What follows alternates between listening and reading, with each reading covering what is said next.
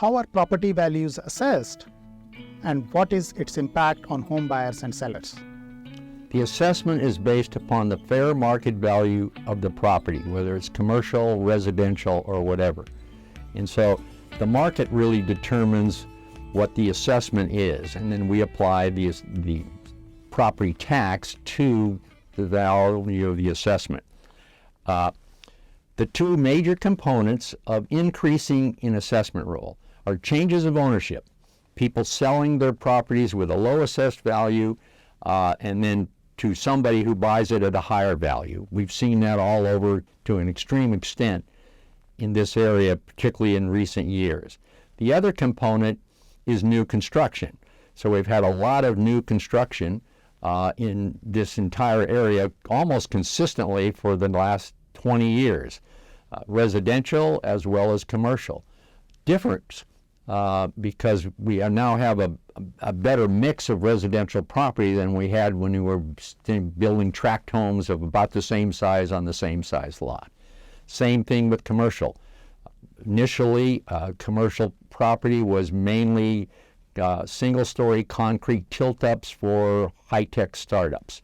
Today, we see multi-story, very sophisticated, complex development in this area. So transitioning was really significant. But understand that it's the value of the real estate. New construction adds to value. Changes of ownership adds to value. And we're going through a transition right now, actually in reverse. The amount of new construction in Silicon Valley is down almost 50% in new parcels. Changes of ownership are close being down 50%. That's all in 1 year.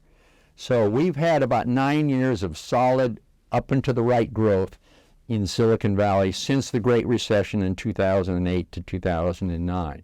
We're beginning to go back into that kind of an environment now, caused by, construction costs are at record levels, interest rates are at record levels, so people aren't selling their homes, so there's less transfers of ownership, and people aren't wanting to sell their homes because they could move into an interest rate that's maybe 2 or 3 times as high as the one they're in, and construction costs are so high. So home values have stayed up, not because of anything other than there's no inventory on the market. Right. So we have too many people chasing too few existing homes because there's very low inventory. Check the full episode on our YouTube channel and on Apple Podcast.